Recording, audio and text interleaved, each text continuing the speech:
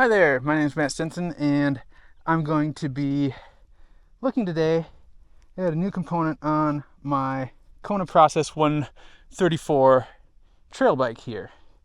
This is a bike that I picked up super cheap last year, and I've been riding it basically with stock components. However, I've felt for a while like the front end of this bike was not quite up to snuff to what the rear end of this bike could do as far as aggressive trail riding. So this bike came spec'd with a Rockshox Recon, and I have taken that fork off and replaced it with the same travel, 140 millimeters, but with a Fox 34 factory with a Fit 4 damper fork. And today what we're going to be looking at is how big of a difference does that make in our trail riding that we're going to do today. All right, so we're starting out this ride, as any good ride should start, with a climb. And, this is the area where fork change probably makes the least amount of difference. But there is the question, is it going to make any difference at all? And I think there's an argument can be made that there will be a difference in a couple of areas. First off, it is significantly lighter than the Recon that was mounted on this process previously. So what's that going to mean in terms of ride feel? Well, in very simple terms, the entire bike is lighter. So,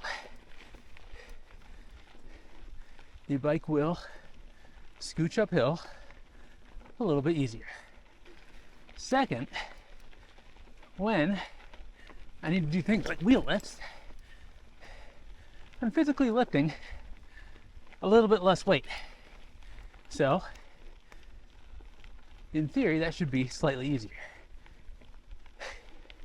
Now, is that a noticeable or a perceptible difference? I would say overall, shaving the weight off the bike probably is perceptible. Whether the front end feels lighter or not, maybe. But most of the time, if you're doing a proper wheel lift, you're compressing your suspension beforehand, using the rebound to pull the wheel up. And I think the difference in something like this is probably negligible.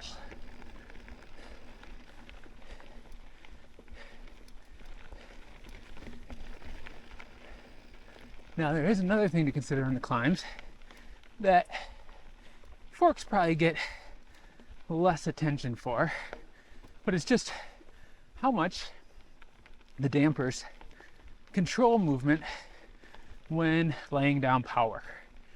And this is an area where I will say this 34 with a Fit 4 damper in it does feel more controlled. When I'm really mashing on the pedals, it feels more stable in what the fork is doing as I put down power. And what that should translate to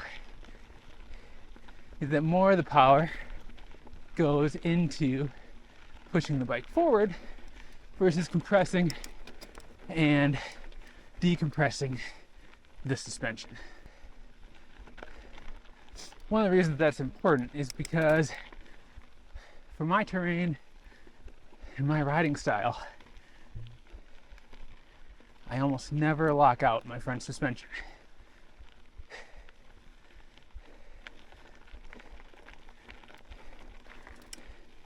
And so that is another thing to note, that this more advanced damper does allow me to hone in the open damper setting much more than that Rockshox budget fork allowed me to.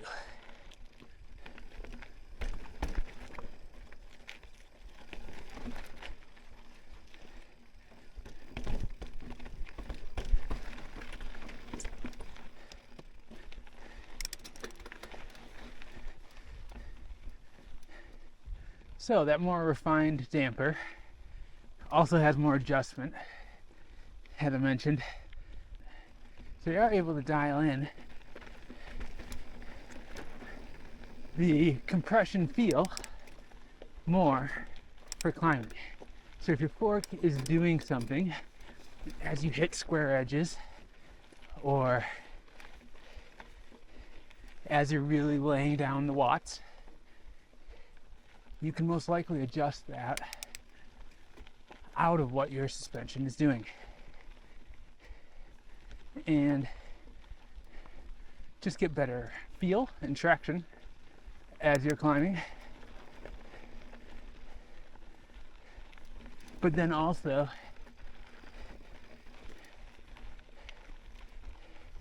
get more power, as I mentioned before, into those pedals instead of into the fork. It's not going to be nearly as big of a change as if you have a rear suspension that is very climbing efficient, both in the shock and the linkage, versus a inefficient linkage and shock in the rear.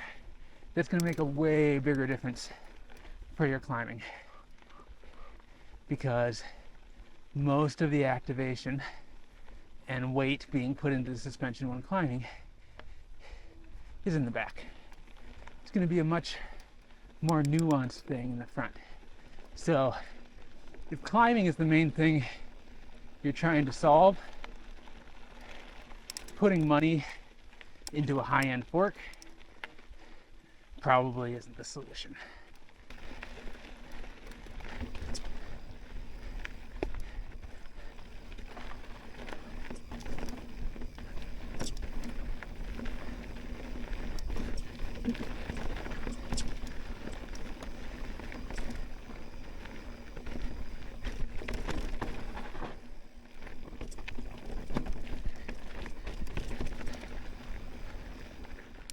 So let's talk a little bit about relatively level and descending trails on this higher end fork. Now, the first thing to think about is that I have upgraded the chassis here. So the Recon that I was running previously on this bike had 32 millimeter stanchions. I'm now on a Fox 34.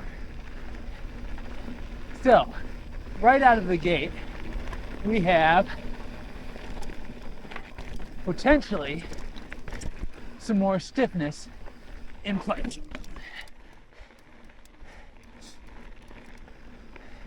Now, what does stiffness equate to in actual ride feel? First off, I'll say that the steering immediately feels more precise.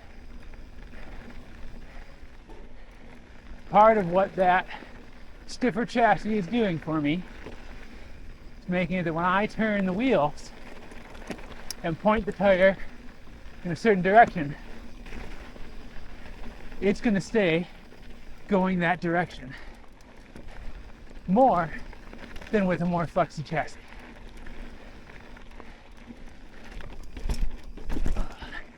Now, what we just went over there is the next kind of stiffness advantage that we get when taking big hits, either going up or down. This fork definitely has less fore and aft flex. So in the one kind of flex that we're talking about flex of the fork forward and backwards like this. That's what we're seeing when we go down drops, things like that. Apply lots of brakes. The fork is going to flex less this way. And it's definitely noticeable. It feels more controlled. You don't feel like the rear end of the bike is trying to cash checks that the front end of the bike can't handle. Then, what I was talking about with steering accuracy, think about the two fork legs, and each one flexing independently as you put turning forces and just off-road forces on it. If this fork is doing more of that, it's going to feel more vague and less accurate. The less that it's doing this kind of action, the more precise the fork is going to feel. Both of those, I think, are huge advantages of going to a more burly fork. Now, that being said, I think you can go too burly. If I were to mount maybe a 38 on this bike, I think that would be too stiff for the rear end of this bike. Some flex and forks is good. You don't want to have just maximum stiffness. What you'll find is that you'll get arm pump, your whole upper body will get tired out faster if the front end of your bike is too stiff. So that's the first advantage, is just overall stiffness. Now, there are more descending advantages. Remember, we were talking about those dampers before, both the compression and the rebound damping. And something like a Rockshox Recon has pretty basic damping. What I found on this bike is that when I pushed it hard, I would often lose front wheel traction while descending. And it wasn't because of bad body position or anything like that. The reason was that the compression and rebound damping was not keeping the front wheel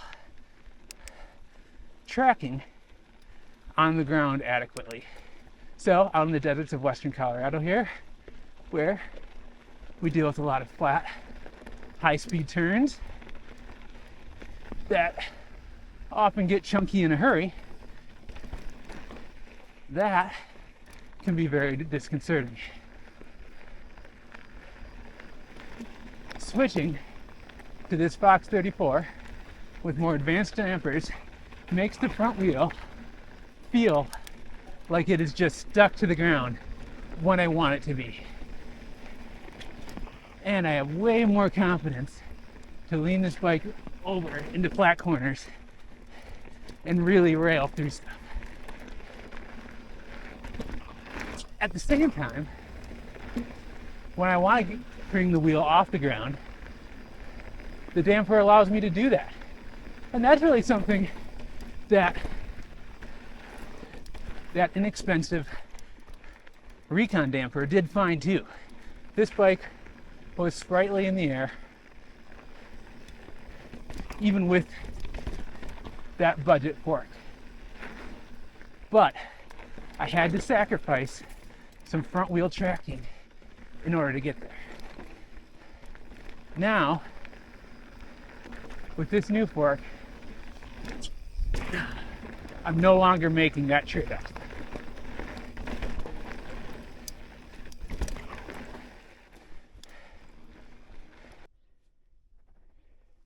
Well, as you can maybe see behind me, the sun is starting to go down. So I'm going to start reversing course on this trail. There's tons more that I'd love to ride tonight out here, but it is time to head back. So the question then becomes, Matt, is the eye-watering $950 price tag, or whatever the retail is on this fork, worth it over my stock Recon that I have on my bike right now? I'd have to say, for most people, probably not. Now, here's the caveat of why this fork is on my bike right now. I paid for this fork with my own money, but I was able to purchase this fork for just north of $400. At that price, I would say yes, this upgrade totally worth the money. If you like the bike otherwise, which I love this bike, it's totally worth the money. $400 is completely reasonable for the performance bump that I'm getting. Now, if you are just looking at retail prices and not some of the crazy deals you can get right now, then you still have options. You can look at something like a Fox 34 Performance or Rhythm line. Those are completely legitimate forks. They'll have a simpler damper than this damper, but it's a damper I've ridden and it works great. Or even if your main thing you're trying to solve is just chassis stiffness, take a look at something like the Rockshox Revelation or the Lyric. Those forks also going to be lower in price and are going to give you a lot of the advantages that we talked about today.